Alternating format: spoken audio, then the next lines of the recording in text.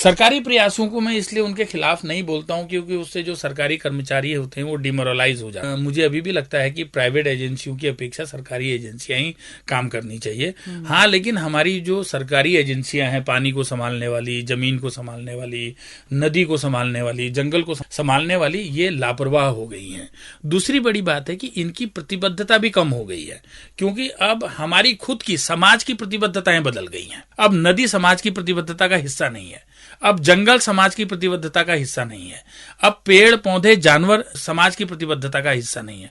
समाज जहां फंस गया है, मोबाइल टावर समाज की प्रथम प्रतिबद्धता है। आपके यहाँ गौरैया के लिए पानी हो ना हो लेकिन मोबाइल पर टावर होना चाहिए। अगर अभी इतना बड़ा फॉरेस्ट फायर हुआ, मैंने कहीं नहीं सुना कि लोगों ने फॉरेस्ट फायर को रोकने के लिए सरकार पर दबाव डालने के लिए आंदोलन किया हो, मैंने भी नहीं किया। लेकिन अगर किसी एरिया का मोबाइल नेटवर्क 2 दिन बंद हो जाए तो वो बहुत बड़ा चर्चा का विषय बन जाएगा, लोग सड़कों पर आ जाएंगे कि आपने हमारा मोबाइल नेटवर्क बंद कर। समाज की प्रतिबद्धताएं बदल गई हैं, उन प्राथमिकताएं बदल गई हैं। बच्चों को स्कूल पढ़ाना, ज्यादा आय पैदा करना, ज्यादा रोजगार सृजन करना, उन सब में तो ये प्रायोरिटी नहीं है। जब समाज की वो प्रतिबद्धता है, समाज की प्रायोरिटी और प्राथमिकता नहीं है तो विभाग की क्यों होने वाली है। ये हैं भुवन पाठक। पिछले 30 सालों से पहाड़ में आजीविका के सवालों को लेकर, जल जंगल जमीन तालाबों को लेकर काम कर रहे हैं। नमस्कार दोस्तों, उत्तराखंड परिक्रमा भुवन पाठक के साथ कार्यक्रम में आपका बहुत स्वागत है। मैं हूँ सुनीता भास्कर और आप सुन रहे हैं 91.2 FM पर उत्तराखंड मुक्त विश्वविद्यालय का कम्युनिटी रेडियो हेलो हल्द्वानी। आइए अपने जंगल बचाएं श्रृंखला का ये 6वां एपिसोड है। पहाड़ के जंगलों में लगातार लग रही आग के कारणों पर, उसके उपायों पर, पहाड़ की परिस्थितियों पर लगातार हम बात कर रहे हैं।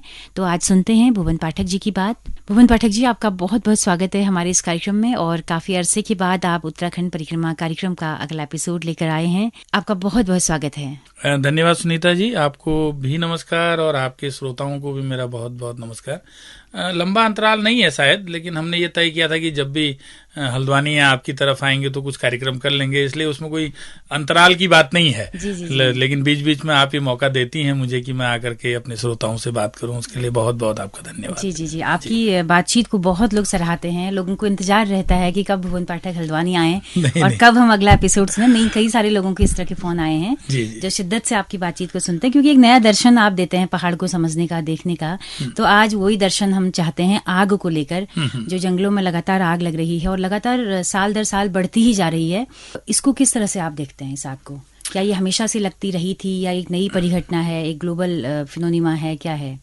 नहीं, मैं ऐसा कभी नहीं मानता हूं कि ये कोई आग अस्वाभाविक है, ऐसा मैं नहीं मानता हूं।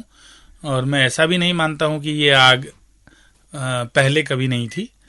और मैं ऐसा भी नहीं मानता हूं कि आग, जंगलों में आग पहली बार लग रही है, उसमें कोई क्लाइमेट चेंज या ग्लोबल वार्मिंग का वो है। मुझे लगता है कि आग जो है वो हमेशा से जंगलों का एक हिस्सा रहा है, क्योंकि जंगल हमेशा आग फैलाने वाली चीजों को ही पैदा करते हैं। जंगल में लकड़ी होती है जो स्वाभाविक रूप से जलती है, जंगल में सूखी पत्तियों का ढेर होता है जो स्वाभाविक रूप से जलता है। हाँ, इतना जरूर था कि आज से 200 बरस पहले, 100 बरस पहले, 500 बरस पहले मनुष्यों का हस्तक्षेप जरूर कम था। तो और उसका कोई रिकॉर्ड भी नहीं है हमारे पास, कोई इतिहास भी नहीं है। किसी ने इस बात को सूचीबद्ध भी नहीं किया है कि 50 साल पहले कितना एरिया जंगल का जला करता होगा सालाना, किस किस मौसम में आग लगती होगी, कैसे कैसे आग लगती होगी, आग की जरूरत थी भी कि नहीं थी। ये कोई डॉक्यूमेंटेशन नहीं है, इसलिए इतिहास के बारे में कुछ भी अनुमान लगा पाना मुश्किल है। लेकिन जब से आप देख रहे हैं, हाँ, अब मैं उसी पर आ रहा हूँ कि अब हम ये देख रहे हैं कि पिछले 20 बरस से आग हमको ज्यादा दिखाई दे रही है। 20-30 बरस से जंगलों में आग ज्यादा दिखाई दे रही है, ये जरूर बात है और उसके अपने कारण हैं। और वो आग लगना प्राकृतिक घटना भी है और उसके वो आग को फैलाने वाले कारणों का बढ़ना वो एक सामाजिक घटना है। क्योंकि पिछले 40 साल में 3 बड़े अंतर हमने जंगलों में देखे हैं। मेरे जीवन से ही मैं देख सकता हूं कि पिछले 30-40 बरस में 3 बड़े अंतर हैं। उसमें से पहला बड़ा अंतर यह है कि जंगलों का स्वरूप बदला है। एक तो क्या है कि चीड़ ने पिछले 50 बरस में बहुत तेजी से विस्तार किया है। ऐसा नहीं कि चीड़ नहीं था, चीड़ हमेशा से हमारे जंगलों का हिस्सा रहा, लेकिन पिछले 40-50 वर्षों में ये बहुत तेजी से फैला। एक ही बड़ी घटना हुई, इस पर हम थोड़ा देर में बात करेंगे कि ऐसा क्यों हुआ। दूसरी बड़ी घटना हुई है कि पिछले 40-50 साल में बड़ी तेजी से जंगलों का पानी खत्म हुआ है। जंगलों की जो छोटे गधेरे थे, जो छोटी रौलियां थी, जो छोटे छोटे चुपटौले थे, वो सब खत्म हो गए हैं या कम हो गए हैं। उसका भी एक कारण है, उस कारण पर हम विस्तार से दूसरी बार इसी क्रम में बात करेंगे। तीसरा बड़ा कारण यह है कि जंगलों में पशुओं का चरान कम हो गया है। पशुओं का जो जंगल जाना और घास को चरना था वो कम हो गया है। उसकी वजह से एक परिस्थितियां बनी है, इस पर भी हम आगे चल के बात करेंगे। चौथा जो हाइलाइटर है जिसको मैं कहना चाहता हूं कि पहाड़ से तालाब खत्म हो गए। ये अपने आप में एक बड़ी घटना है। और जब हम ये मानते हैं कि पहाड़ में तालाब मतलब जिसे कुछ लोगों ने नाम दिया है चाल खाल, हाँ, बट केवल चाल और खाल नहीं थे हमारे यहाँ, चाल और खाल के अलावा तालाब भी थे। और जब हम तालाब की बात करते तो हमारे दिमाग में ये आता है कि केवल मैदान में ही तालाब थे, ऐसा नहीं था। और पहाड़ में बड़ी संख्या में, मेरा ये अंदाज है कि हजारों की संख्या में छोटे चाल खाल मौजूद थे, जिनमें इतना ये गांव के आसपास थे या कि जंगलों में गांव के आसपास नहीं थे। ये एक और अलग से कहानी है। लोग ऐसा सोचते हैं कि ये गांव के आसपास थे, बिल्कुल नहीं। ये गांव से बाहर जंगलों में थे, और जंगलों में वहां तक थे जहां तक मनुष्य की पहुंच थी, जहां तक आदमी जंगलों में जाता था। यानी कि आज से कोई 30-40 बरस पहले या 50 बरस पहले और आज भी जंगलों का बड़े पैमाने पर आदमी दो ही चीजों के लिए इस्तेमाल करता है। स्थानीय निवासी या तो उसको चारे के लिए इस्तेमाल कर रहा है या जलावन के लिए इस्तेमाल कर रहा है। दो ही चीजें। फल भी है, बट फलों का बिछावन, हाँ, मतलब वही वो बिछावन, जलावन और चारा पत्ती, ये तो सब एक चारा पत्ती की श्रेणी में आ जाता है। फिर जलावन की लकड़ी के लिए इस्तेमाल कर रहे हैं। कहीं कहीं फलों के लिए भी है, बट फलों की मात्रा थोड़ा कम है। बस फलों के तौर पर काफल, कहीं से हिसालू, कहीं से बमोर, ये बहुत कम है। बट मेजर जो प्रोड्यूस था फॉरेस्ट, जिसको लोग स्थानीय स्तर पर इस्तेमाल करते थे, वो लकड़ी, चारा और हाँ, मतलब चारा जो उसको रोज चाहिए होता था, और जलावन जो भी रोज चाहिए होता था। इमारती लकड़ी उसने एक बार मकान बना लिया, 100 साल की छुट्टी है। खेती के औजार एक बार बना लिए तो 10-20 साल की छुट्टी है, 10-20 साल तक फिर दोबारा नहीं चाहिए होता था। लेकिन जलावन और चारा उसको रोज चाहिए होता था। उसके कारण उसका जंगलों के साथ एक रिश्ता था। जो जलावन के लिए जंगल लकड़ी लेके घर आता था, चारे के लिए, अब चारे के लिए तो दो निर्भरताएं थी। एक तो जो वो घर लाता था, दूसरा वो जो जानवरों को लेके जाता था। तो जानवरों का जंगलों में जाना एक बहुत ही गजब और एक बहुत चमत्कारिक प्रक्रिया थी। उससे 2-3 चीजें हुई हैं। एक तो क्या कि जब जानवर जंगल में जाता था तो वो जो घास पूरी है, जो वर्ष भर की जो घास है, उस घास को चरता था, तो घास को सूखने का अवसर नहीं मिलता था। और जब घास सूख नहीं रही है तो घास जल नहीं रही है। घास जब जल नहीं रही है तो आग नहीं फैल रही है। अभी आप ये देखिए कि पिछले 30 साल में जंगलों में चरान घटा है। ऐसे पशु कम हो गए जिनको लोग चराने के लिए भेजते थे। मुझे याद है, मैं कई लोगों को इस पूरी बातचीत इस आग के सीजन में मैंने लोगों को वो कहानी सबको सुनाई है, कथा सुनाई है। मेरा ननिहाल रानीखेत के पास है, एक छोटा सा गांव है जैंती, और मकोट तो सबको प्रिय होता है। बचपन में सबको अपना मकोट तो हेवन लगता है ना, हम, क्योंकि हमारे समय में तो एक ही डेस्टिनेशन होता था। हमारे बचपन में एक ही तो डेस्टिनेशन होता था, माकोट, और उसके अलावा तो कोई दूसरी जगह हमको पता ही नहीं होती थी। तो छुट्टियां बितानी है तो वहां जाना है, शादी में जाना है तो वहां जाना है, कुछ मौज मस्ती करनी है तो मकोट में जाके करनी। तो मैं भी अपने मकोट को बहुत ही, मेरे लिए वो बहुत रोमांटिक जगह रही है बचपन की। और वहां की हर चीज और हर घटना मेरे को बहुत रोमांचित करती थी। अब मेरा मकोट क्या है, छोटा गांव था, 15-20 परिवारों का गांव था, 30 परिवार होंगे। सड़क से कोई 5 किलोमीटर दूर था, मतलब अब तो सड़क आ गई, बट तब 5 किलोमीटर दूर था। होने को रानीखेत के बिल्कुल नजदीक था, बट रानीखेत की जड़ में था। और एकदम ठेठ पहाड़ी गांव था। ज्यादातर जो बसाहतें थी उसमें जो पहाड़ का तरीका है, ऊपर परिवार रह रहा है, नीचे गायें रह रही हैं। हमारे यहाँ भी उस समय यही था, मेरे गांव में भी था कि ऊपर आदमी रहता है या गोट पे गाय रहती है। बट वहां एक और मजेदार बात ये थी कि घर में रहती थी केवल दुधारू गाय, जो ब्याई हुई गाय है वो, और जो दूध दे रही है गाय या भैंस, वो घर में रहती थी। छोटी बच्चियां जो खुद का देखभाल नहीं कर सकती थी वो घर में रहती है। बाकी सब गौशाले में रहते थे। अच्छा। और उस पूरे गांव के लोगों का गौशाला ही एक जगह था, मतलब ऐसा नहीं था कि सबके गौशाले अलग अलग हो। अच्छा, साझा था, साझा जैसा ही था, मतलब सबके अपने अपने कमरे थे, अपने अपने गोट थे, और वहीं उनके सारे जानवर रहते थे, और वो जानवरों को खोलते थे, जंगल ले जाते थे।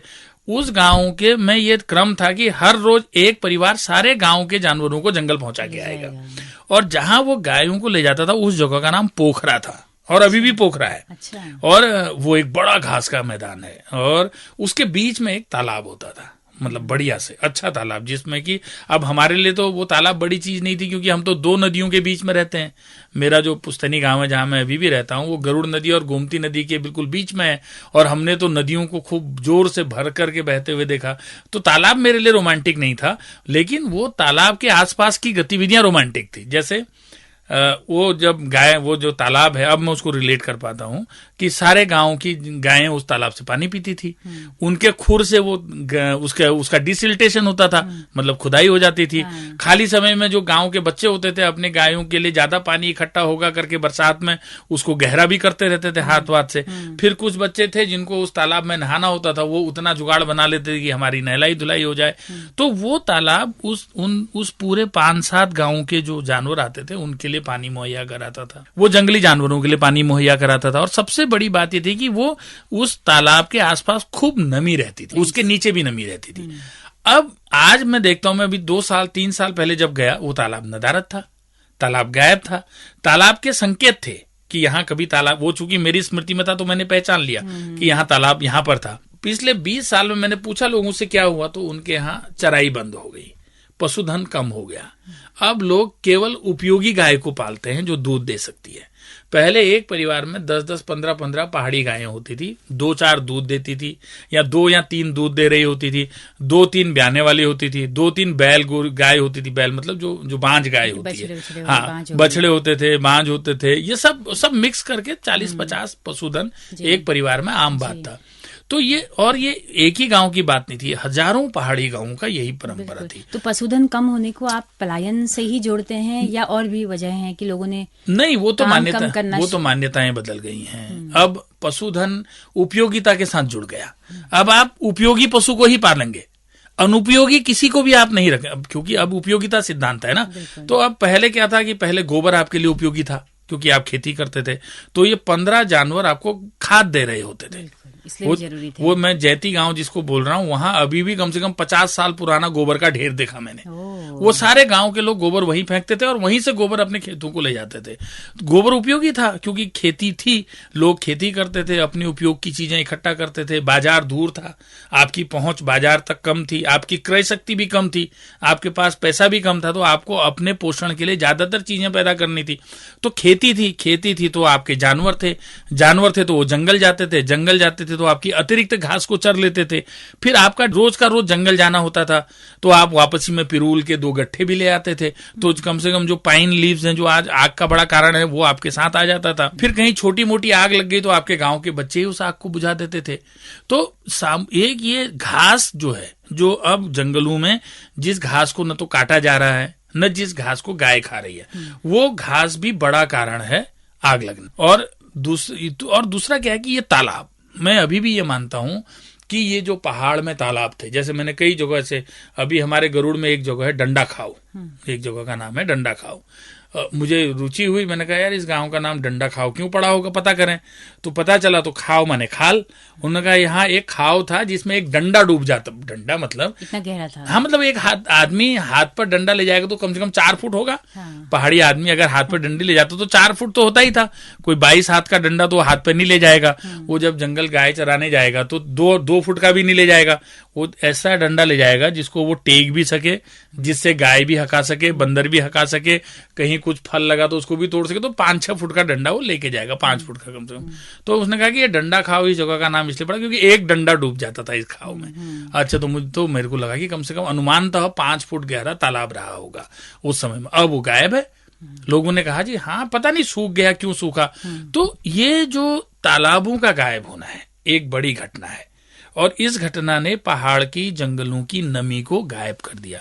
अब आपके पास साल भर जंगलों के जलने के लिए पर्याप्त मात्रा में आपके पास जलने वाली चीजें चारों तरफ बिखरी पड़ी हैं। ये तालाब क्या बरसात के पानी से भरते हाँ, इन तालाबों की भी बड़ा, हाँ, ये बरसात के पानी से ही भरते थे। अब आप लगाइए कि जून के बाद बारिश शुरू होती थी, मई 20 के बाद पहाड़ों में अभी शुरू हो गई है। अप्रैल के बाद से ही बारिश है, कल परसों से ही अच्छी बारिश शुरू हो गई। मई 20 के बाद उच्च हिमालयी क्षेत्रों में या हिमालयी गांवों में औसतन रोज बारिश या दूसरे दिन बारिश हो जाती थी। तो मई से लेकर के जुलाई, अगस्त, सितंबर की भयंकर मानसून के दौरान ये तालाब लबालब भरे रहते थे। फिर ये जब अक्टूबर के बाद बारिश थम जाती थी या कम हो जाती थी तो ये पानी अक्टूबर, नवंबर, दिसंबर तक काम में आता था। फिर दिसंबर के बाद जब विंटर मॉनसून आ जाता था, अभी भी आता है हमारे यहाँ मध्य हिमालयी क्षेत्र में, दिसंबर में पहली बारिश आती है, दिसंबर के मध्य में या दिसंबर अंत में। फिर जनवरी के प्रथम सप्ताह में, एक दूसरे सप्ताह में एक अच्छी बारिश हो जाती है। फिर जब झड़ पड़ते हैं, जो जाड़ों की झड़ पड़ते हैं, तो उस दौरान ये फिर से भर जाते थे लबालब। फिर ये फरवरी मार्च का थोड़ा कम बारिश वाला महीना, फरवरी मार्च अप्रैल तक की जो बारिश होती थी उससे भी इनमें पानी रहता था। तो ये कम से कम हमारे इस सीजन तक, मई जून के सीजन तक ये पानी तो रखते ही थे। जिनमें पानी कम होता था वो कम से कम नमी तब भी रखते। और कई बार ये तालाबों का पानी जानवरों के काम भी आता था, जंगली जानवरों के काम, पक्षियों के काम, चरने वाले जानवरों के काम। और ये आसपास के भूमि को इतना नमीदार रखते थे कि आग नहीं पकड़ती, और कहीं आग पकड़ती भी होगी तो लोग इसके पानी का इस्तेमाल करते होंगे बुझाने के लिए। और ऐसे तो बारिश का की क्या शिफ्टिंग हुई है कि कम हो रही है? नहीं, ऐसा तो कोई आंकड़ा भी नहीं दिखाई देता है। बारिश में जरूर बारिश के क्रम में कुछ बदलाव आया है, लेकिन उस बदलाव के बारे में मौसम वैज्ञानिक बाकी लोग बेहतर तरीके से बताएंगे। लेकिन जो लोक अनुभव है, जो लोक स्मृति है या लोक अनुभव में ये बात सामने आ रही है कि हर 2-3 साल में एक साल ऐसा आ जाता है जिस साल बारिश थोड़ा ऊपर नीचे होती है, लेकिन कम से कम उतनी हो रही। बट हमारे पास अब पहाड़ में बारिश के पानी को थामने के साधन नहीं है, रोकने के साधन नहीं है। ये तालाब ही थे, ये चाल खालें थी जो पहाड़ पर पानी को रोक लेती थी। पिछले 30-40 बरस में जब इनका इस्तेमाल बंद हो गया, जब इनकी उपयोगिता कम होगी, तो इन्होंने पानी थामना बंद कर दिया। बीच में भूमि सुधार विभाग के द्वारा कुछ तालाब तो बनाए गए हैं पहाड़ों में। हाँ, उसमें पानी अटका हुआ हमने कभी नहीं देखा। हाँ, मैं सामान्यतया सरकारी जो प्रयास तकनीकी की कुछ खामी थी कि सरकारी प्रयासों को मैं इसलिए उनके खिलाफ नहीं बोलता हूं क्योंकि उससे जो सरकारी कर्मचारी होते हैं वो डिमोरलाइज हो जाते हैं। मुझे अभी भी लगता है कि प्राइवेट एजेंसियों की अपेक्षा सरकारी एजेंसियां ही काम करनी चाहिए। हाँ, लेकिन हमारी जो सरकारी एजेंसियां हैं, पानी को संभालने वाली, जमीन को संभालने वाली, नदी को संभालने वाली, जंगल को संभालने वाली, ये लापरवाह हो गई हैं। दूसरी बड़ी बात है कि इनकी प्रतिबद्धता भी कम हो गई है, क्योंकि अब हमारी खुद की समाज की प्रतिबद्धताएं बदल गई हैं। अब नदी समाज की प्रतिबद्धता का हिस्सा नहीं है, अब जंगल समाज की प्रतिबद्धता का हिस्सा नहीं है, अब पेड़ पौधे जानवर समाज की प्रतिबद्धता का हिस्सा नहीं है। समाज जहां फंस गया है, मोबाइल टावर समाज की प्रथम प्रतिबद्धता है।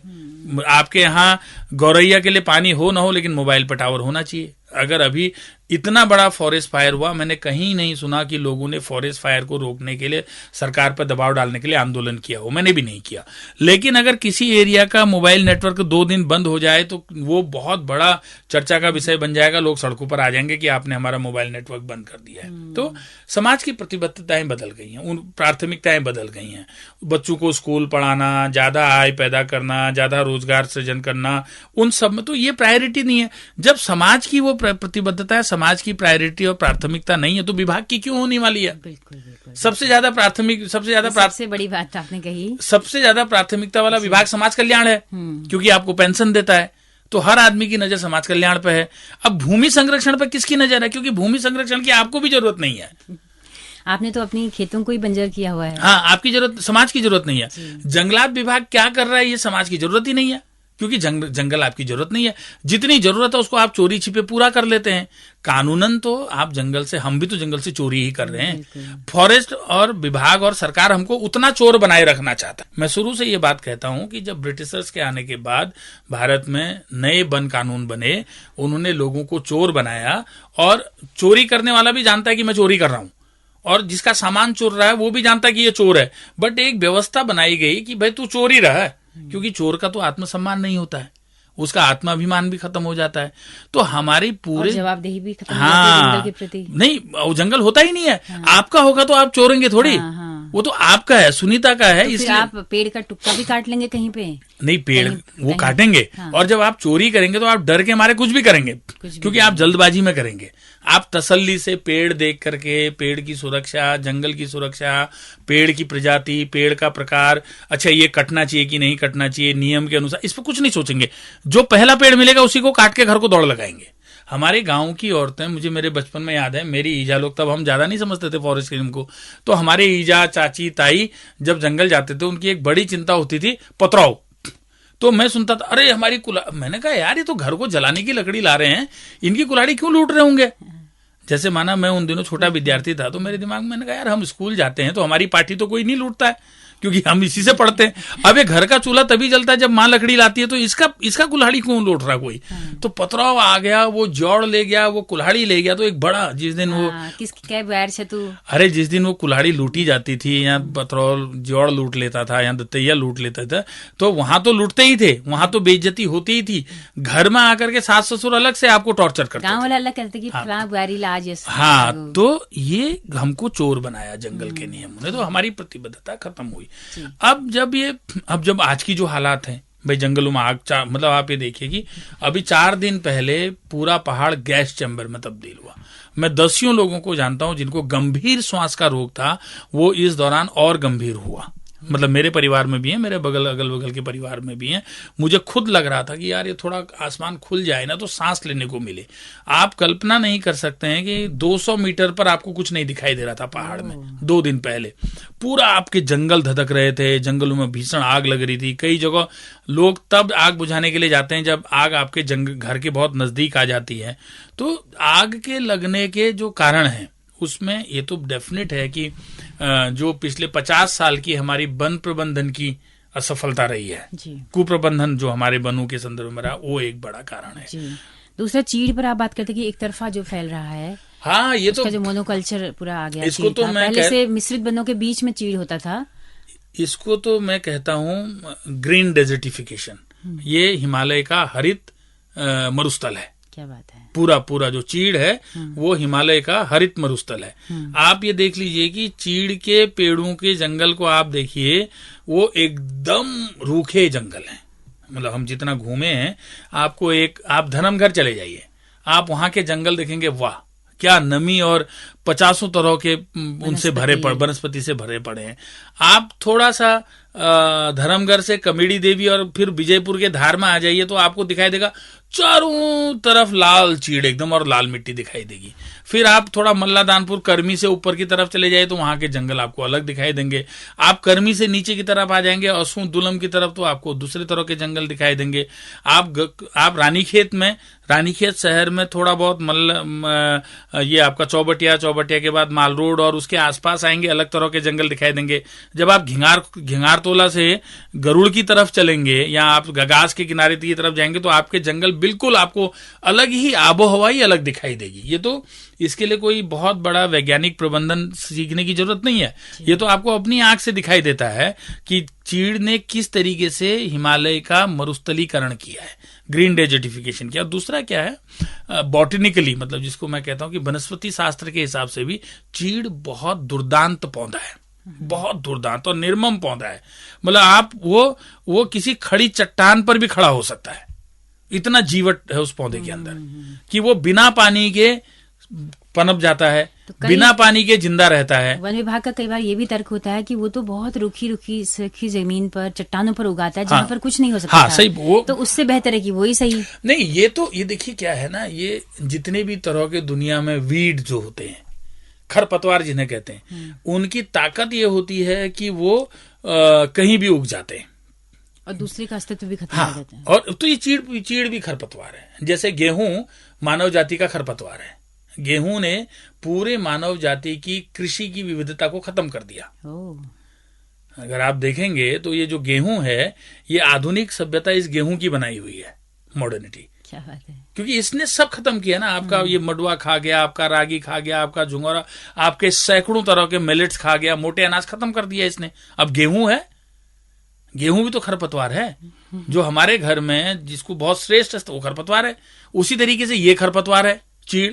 इसने आपके बांज के पेड़ों को, काफल के पेड़ों को, मिश्रित जंगलों को, अब आपको 2500 मीटर, लगभग 6500-7 हजार फीट की हाइट पर भी चीड़ का बढ़िया जंगल दिखेगा। मैं तो पाइन्स में भी, इसमें ये जो जहां से नैनीताल का ऊपर वाला टॉप दिखता है, वहां भी आपको चीड़ दिखाई देता है।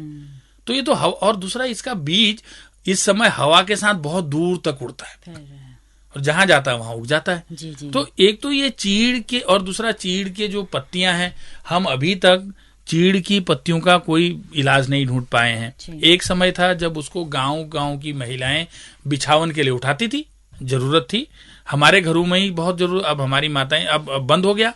अब लोगों की जब से, हालांकि उसको बहुत अच्छा बिछावन की पत्तियां नहीं माना जाता है, लेकिन फिर भी काम चलाने के लिए फिर भी लोग लाते थे। दूसरा क्या है कि हमारी सरकार और हमारी जो तकनीकी संस्थाएं हैं, हमारा IIT रुड़की है, हमारे MNRE है, हमारे तमाम और जो औद्योगिक प्रशिक्षण संस्थान हैं, उन्होंने अभी तक चीड़ का कुछ सोचा ही नहीं। एक जो पिरूल प्लांट से बिजली बनाने की योजना थी, वो एक तरीके से फ्लॉप हो गई है। वो तो हम भी उसको बड़ी आशा की नजर से देख रहे थे, लेकिन वो तो नहीं चल सकती है, वो इकोनॉमिकली वायबल नहीं है। लेकिन हमको सीखना चाहिए, जिन इलाकों में केले बहुलता से होते हैं दक्षिण भारत में, वहां के कई प्रयोगधर्मी लोगों ने केले की पत्तियों के मदद से उसके वो जो एक्स्ट्रा आता है, या अभी मैंने देखा कि पराल की भूसी से लोग डिस्पोजल प्लेट्स बना रहे हैं।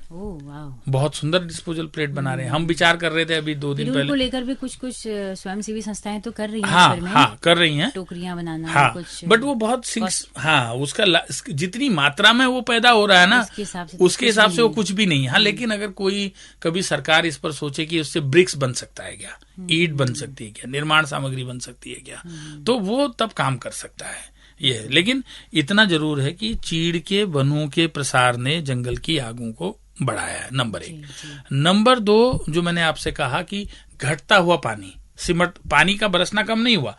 अभी देखिए आपकी, अगर आप सूचना मांगेंगे तो मेरे ख्याल से हजारों की संख्या में पेयजल योजनाएं हैं पूरे पहाड़ में, जो ग्रेविटी आधारित पेयजल योजनाएं हैं। पहाड़ का पानी पहाड़ में ही टैप होकर के ग्राम सभा की योजनाओं में, व्यक्तिगत योजनाओं में, जल संस्थान की योजनाओं में, स्वजल की योजनाओं में पानी गांव गांव पहुंचा दिया।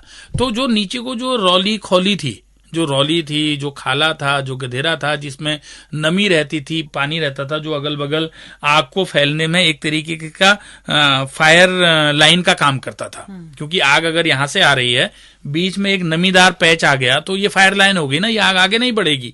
वो कोई गधेरा हो गया, कोई स्ट्रीम हो गई, कोई खाला हो गया, कोई चौड़ी पत्तियों का घना अच्छा नमीदार जंगल हो गया, या बीच में कोई तालाब आ गया, तो वो एक फायर लाइन हो गई आपका, आग यहां तक आएगी, इसके आगे नहीं बढ़ेगी। जब आपका पूरा जंगल रूखा है, जब आपका पूरा जंगल सूखा है, जब आपके जंगल में किलोमीटरों तक पानी का नामो निशान नहीं है, तो जंगल जलेगा। आपके पास कोई रास्ता नहीं है। आपके पास अगर तालाब होते, आपके पास अच्छी संख्या में चाल खाल होते, आपके गधेरों में मिनिमम फ्लो वाटर का आपने कानून के हिसाब से बना करके रखा होता, तो वही पानी आपका बाल्टियों में डाल करके आग बुझाने के काम आता। अभी तो कुछ नहीं है, आप हेलीकॉप्टर से भी उतना पानी नहीं ढो सकते हैं। तो ये जो हालिया जंगल की आग है, या जो बढ़ती हुई जंगल की आग है, मुझे लगता है कि एक तो हमारी जीवन शैली में परिवर्तन का नतीजा है, नंबर 1 बात। नंबर 2, हमारे सामाजिक नजरिए में बदलाव का नतीजा है। और नंबर 3 और सबसे उसमें महत्वपूर्ण कारक है हमारी सरकार की उदासीनता और सरकारी विभागों की लापरवाही, ये मैं समझता हूं। और ये जो पहले 2 फैक्टर हैं, जिसमें जीवन शैली और नजरिए की जो मैंने बात की, वो इसलिए महत्वपूर्ण है क्योंकि उसके कारण हमारा आग को कंट्रोल करने का या आग को बुझाने का सामाजिक अभिक्रम ही नहीं है। अब आग को लेकर के कौन परेशान है? आग को लेकर के पढ़ा लिखा तबका परेशान है, आग को लेकर के हल्द्वानी के लोग परेशान हैं, आप परेशान हैं। हमारे यहाँ महिलाओं ने जंगलों में भीषण आग लगने के बावजूद अपने खेतों में गेहूं काट करके पिरूल बिछा करके उसमें आग लगा रखी है।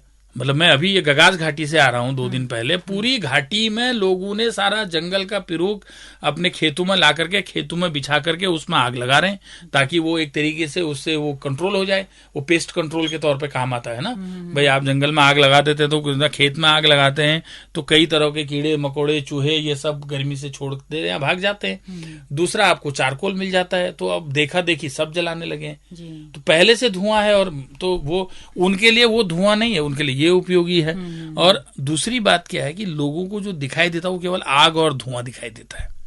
वो आग से जो नुकसान होता है, जिसका मानवीय पक्ष बहुत दारुण है कि भाई एक भीचड़ होता है ना, आप जानते हैं कि नहीं जानते? हाँ, भीचड़। आपने सुना है? वो छोटा ब्राउन कलर का चिड़िया जो होती है, हाँ, छोटी सी फुदुक फुदुक, हाँ, वो जो ब्राउन कलर की अब आपको नहीं दिखाई देती है ना, हाँ। क्योंकि वो हिसालू के झाड़ी में, बेर की झाड़ी में, और सबसे ज्यादा ये जो लेंटाना की झाड़ी होती है इसके नीचे रहती है वो बेचारी, वही घोंसला बनाती है।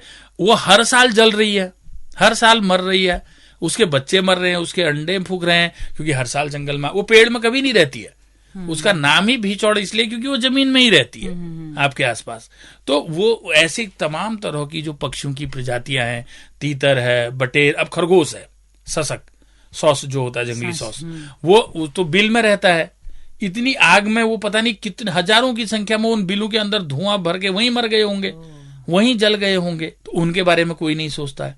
हजारों तरह के दिखाई और नहीं दिखाई देने वाले कीड़े, जानवर, जीव जंतु, जिनके बारे में, जिनकी तरफ हमारा ध्यान ही नहीं जाता है, क्योंकि मनुष्य का ध्यान अब केवल मनुष्य की तरफ जाता है या मनुष्य के लिए उपयोगी चीजों की तरफ जाता है।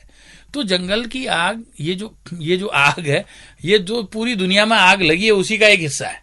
दूसरी बात क्या है कि हमारे यहाँ जंगलों की जो जरूरत है अब, वो केवल व्यापारिक जरूरत है। हमारी सरकार है, जैसी उनको जंगल चाहिए वैसा चाहिए वो बना रहे हैं। इस समय टर्पेंटाइन और लकड़ी, टिम्बर, दो ही इस्तेमाल है। जो हम चिपको में नारा सुनते थे, क्या है जंगल के उपकार, मिट्टी पानी और बयार, मिट्टी पानी और बयार, जिंदा रहने के आधार। ये मैंने अपनी उम्र में ये नारा पहली बार 30 साल में सुना। एक बात यह है, और हमने गांव में, तो हम तो गांव में सुनते कि पेड़ क्यों जरूरी है। किसी भी बच्चे से पूछोगे तो बोलेगा जी ऑक्सीजन के लिए जरूरी है। उसको पूछो जी ऑक्सीजन कहीं दिखाई दे रही है, जी दिखाई तो नहीं दे रही है। कल को अगर फैक्ट्री में ऑक्सीजन बन जाए और कोई वैज्ञानिक चमत्कार हो जाए, उन्होंने कहा जी देखो अब हम ऐसा कर सकते हैं कि दुनिया को जितनी ऑक्सीजन की जरूरत है उतना हम फैक्ट्री में बना करके एक एग्जॉस्ट पंप से रिलीज कर देते हैं वायुमंडल में। तब पेड़ों का क्या करेंगे हम? क्या तब हमको पेड़ काट देने चाहिए? तब पेड़ों की क्या जरूरत रह जाएगी? तो हम अपने बच्चों को ट्रेंड कर रहे हैं उन चीजों के लिए जो हमने कभी देखे नहीं है। भाई अगर ये मिट्टी पानी बयार वाले नारे पे मैंने एक बार सुंदरलाल जी से पूछा, मैंने कहा गुरुजी अगर मिट्टी पानी और बयार अगर ये किसी और स्रोत से आ जाएगा तो फिर जंगल का रहना चाहिए कि नहीं रहना चाहिए? बोले हाँ जंगल तो रहना चाहिए। तो मैंने कहा जंगल क्यों रहना चाहिए? मूल बात यह, तो जंगल इसलिए रहना चाहिए क्योंकि जंगल है वैसा ही है जैसे मनुष्य है, वो उतनी तरह की प्रजातियां हैं, उतनी तरह की विविधता है। तो एक तो मुझे लगता है कि हमारे दृष्टिकोण में और हमारे दर्शन में ही कुछ झोल हो गया।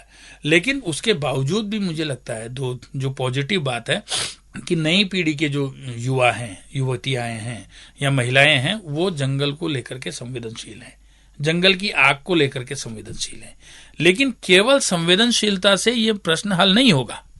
संवेदनशील आप होते रहिए। अब जैसे कल से बारिश शुरू हो गई, अब आग गायब, मतलब पूरे पहाड़ों में आग बुझ गई है। एक दिन की बारिश में गरुड़ में तो आज भी हो रही है, बागेश्वर गरुड़ के जंगल बुझ गए।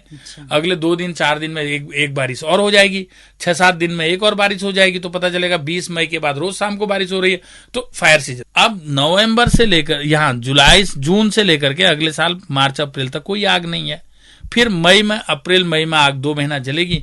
हम सब संवेदनशील रहेंगे, हम सब चिंतनशील रहेंगे, चिंतनशील नहीं चिंताशील रहेंगे कि जंगलों में आग लग गई, जैसी बरसात वैसी आग खत्म। तो ये इसलिए हम इस पर साल, अब आज आप वनाग्नि सप्ताह मना रहे हैं, पूरी सरकार भी मना रही है। आप मुझसे जुलाई में वन पर आग पर तो बात नहीं करेंगे, जुलाई में तो आप किसी और चीज पे बात करेंगे, क्योंकि ये खत्म, आपका वनाग्नि सप्ताह खत्म, तो वन पर चर्चा खत्म, आग पर चर्चा खत्म। तो बट ये प्रयास तो साल भर चलने वाले हैं, और इवन ये प्रयास आजीवन चलने वाले हैं। 50 साल पहले, 40 साल पहले ये स्वाभाविक प्रक्रियाएं थी, क्योंकि हमारा उत्पादन का तंत्र जंगल पर निर्भर था। जंगल हमारे उत्पादन का, जंगल और जानवर हिमालयी प्रदेशों में हमारे उत्पादन का एक बहुत बड़ा केंद्र था। हमारी पूरी भोजन उत्पादन की जो प्रक्रिया थी, जो उसकी फूड चेन थी, वो जंगल से जुड़ी हुई थी एक समय में। जी। तो अब इसीलिए हम जंगलों के नजदीक थे, जंगलों की देखभाल कर रहे थे, जंगलों की को आग नहीं लगने दे रहे थे। अब आज वो हमारी फूड चेन से हट गया, गायब हो गया। अब हम शौकिया तौर पर लिंगुड़ा खाते हैं, जंगल से पैदा होने वाला एक जिसकी बहुत मान्यता है, वो भी गधेरू में होता है, जंगल में नहीं होता है। उसके अलावा चीड़ का जंगल हमें कुछ दे नहीं रहा। केवल लीसा और लकड़ी दे रहा है। जो जिसके व्यापारी हल्द्वानी में और बरेली में बैठे हुए हैं, उनको माफिया तो नहीं, व्यापारी हैं, बट उनको कुछ लेना देना नहीं है उस बात से। जंगल जल जाता है, विभाग को कुछ लेना देना नहीं है, क्योंकि वन निगम को रेवेन्यू चाहिए। उसके लिए लकड़ी, अभी पेड़ जलेगा, फिर बरसात में सूख करके गिरेगा, तो सूखे गिरे पड़े पेड़ों की संख्या बढ़ जाएगी, व्यापार बढ़ जाएगा, रेवेन्यू आ जाएगा। दैट्स ऑल, उतना ही है। फिर जितने बड़े भूभाग में हमारे पास जंगल हैं, पहाड़ के पास, उतने बड़े भूभाग के जंगलों को आप सरकारी पैसे से कभी नहीं बुझा सकते। और इतने कठिन टेरेंस में है, क्या है, आपके पास हर बीट पर एक पत्रोल है, एक फॉरेस्ट गार्ड है, 8-10 फायर वॉचर है, 10-5 ग्राम प्रहरी हैं, कुल मिलाकर के 30-40 लोग हैं, और आपका एक ही फॉरेस्ट बीट में 5 जगह जंगल चल रहा है। जब तक आप पैदल वहां पहुंचेंगे तब तक पता चला वो जंगल और ज्यादा दुधक गया। बीट की लंबाई इतनी बड़ी है, हाँ, है ना, 40-50 किलोमीटर की एक बीट है। तो इसलिए क्या है कि जब तक आप ग्राम सहयोग, अब गांव के लोगों का सहयोग क्यों देंगे भाई गांव के लोग आपको? क्योंकि आपने जंगल उनके पास सौंपे नहीं है, जंगल उनके हक के नहीं है, जंगल उनके लिए उपयोगी नहीं रहे, उनके लिए बाजार उपयोगी हो गया, तो वो बाजार पर ज्यादा ध्यान देंगे कि आज हल्द्वानी से टमाटर आया कि नहीं आया, हल्द्वानी से दूध, आनंदा का दूध हल्द्वानी से पहुंचा कि नहीं पहुंचा। हल्द्वानी से अगर आनंदा का दूध नहीं पहुंचता है तो बाजार में तड़फन हो जाती है, यार दूध का क्या करेंगे, दूध है ही नहीं। क्योंकि आसान विकल्प है, लोग ने तय किया, उन्होंने कहा जी गाय तो ठीक है यार, बढ़िया थी, बट अब नहीं रख सकते, क्योंकि अब आनंदा का दूध मिल जाता है। 2 किलो दूध के लिए इतनी बड़ी गाय क्यों पालनी? हमका दूध आंचल का नहीं आता वहाँ? आंचल भी आता है, आनंदा तो मैं इसलिए बोल रहा हूँ क्योंकि वो सबसे खराब और रद्दी दूध है, उसमें कमीशन ज्यादा है। हाँ, वो पता नहीं, मुझे नहीं पता क्या है, लेकिन मैं ये कह रहा हूँ कि ये पूरा ढांचा बदला है। बिल्कुल बिल्कुल। तो उस ढांचे को हमको रिथिंक करना पड़ेगा। बिल्कुल। तो आपने पूरा लब्बो-लुआब सारा बता दिया कि विकास और वो जो हमारी जो प्राथमिकताएं बदली हैं वो एक बड़ा कारण है। तो चलते चलते हमारे वन महकमे के लिए आपका कोई संदेश हो? अभी हाल ही में कल परसों बैठक हुई है, सुबोध दुनियाल जी, तमाम सारे लोग बैठे हैं, और वही सब कहा गया है कि ये स्वयंसेवी संस्थाओं की मदद लें, महिला मंगल दल की लें, आशाओं की लें, आंगनबाड़ी की लें। तो क्या सुझाव आप देना चाहेंगे? नहीं, देखिए, जितनों के आपने नाम गिना है, ये तो सरकार के लोग हैं। सरकार चाहेगी तो इस्तेमाल करेगी, सरकार चाहेगी तो आशा वर्कर से कहेगी तो वो बेचारी दौड़ेगी। अब वही आशा वर्कर किसी प्रसूता के पीछे भी जाएगी, किसी छोटे बच्चे को टीका भी लगाएगी, वही जंगल की आग भी बुझाएगी, वही मतगणना की पर्चियां भी बांटेंगी, वही आंगनबाड़ी। तो आपने पूरा जो बंधुआ मजदूरी का तंत्र खड़ा किया है, आशा वर्कर, ग्राम प्रहरी और आंगनबाड़ी कार्यकर्ता, इनके भरोसे तो ये नहीं होने वाला है, क्योंकि वो उनके ऊपर पहले से इतना बोझ है, इतनी उनके ऊपर लोड्स हैं, इतने परिवार की दायित्व और जिम्मेदारियां कि आप उन्हीं को दौड़ा रहे हैं। एक बात है। दूसरी बात यह है कि सरकारी महकमे की मदद से ये आग नहीं बुझने वाली है। आपको हर गांव में आप ड्रिप इरिगेशन और पानी के सिस्टम नहीं खड़े कर सकते। कोई लंबा प्लान 10-15 बरस का प्लान बनाना चाहिए सरकार को। एक पूरी कार्य योजना अगले 15 साल तक बने, और उसके लिए कोई ईमानदार लोग उस कार्य योजना के प्रति उत्तरदायी रहें। वो योजनागत तरीके से सबसे पहले वनों का प्रकार बदलें। एक बात, चीड़ को धीरे धीरे नियंत्रित किया जाए, खत्म किया जाए मैं कभी नहीं कहता हूं, चीड़ को नियंत्रित कर दिया जाए। यूरोप ने किया है, अमेरिका ने किया है, यूरोपीय देशों ने और अमेरिकी देशों ने और बाकी दक्षिण अमेरिकी देशों ने जिन जिन चीजों ने उनके यहाँ तबाही मचाई है, उन सबको नियंत्रित किया है। तो आप चीड़ को नियंत्रित करिए। चीड़ हमारे लिए आपदा है, उसके एरिया को सीमित कर दीजिए, उसके क्षेत्र को सीमित करिए, उसके बाहर चीड़ को मत फैलने दीजिए, उसके बाहर आप मिश्रित वन, चौड़े वन करिए। दूसरा, मैं कहना चाहता हूं कि इन तालाबों को पुनर्जीवित कीजिए।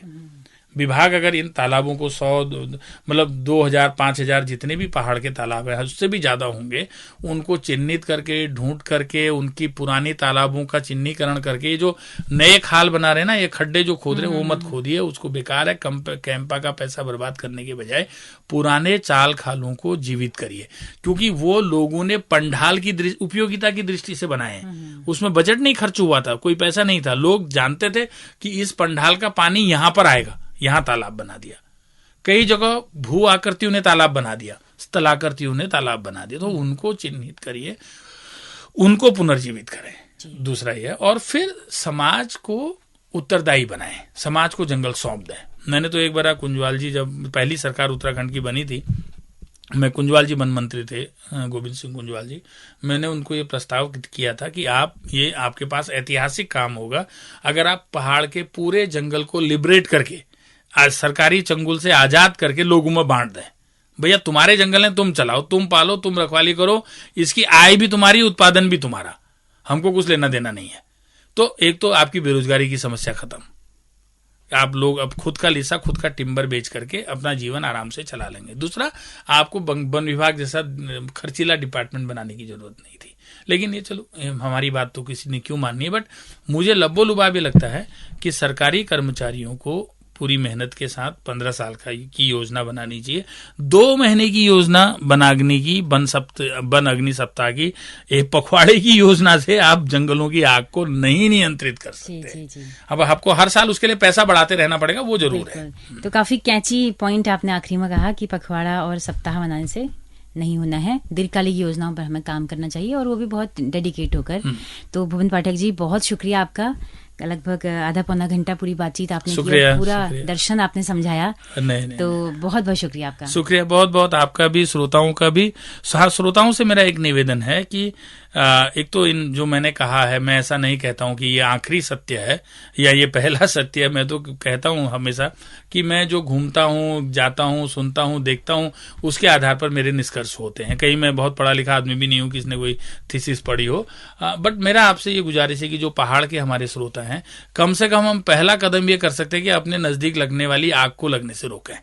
उतना भी करेंगे तो उतना बहुत है। तो दोस्तों, आप सभी का भी बहुत बहुत शुक्रिया इस कार्यक्रम में अंत तक हमारे साथ बने रहने के लिए। अगर ये कार्यक्रम आपको पसंद आया हो तो अपना फीडबैक हमें जरूर दीजिएगा। हमारा YouTube चैनल है, Facebook पेज है हेलो हल्द्वानी नाम से। इसी के साथ अपनी रेडियो मित्र सुनीता भास्कर को दीजिए इजाजत। नमस्कार।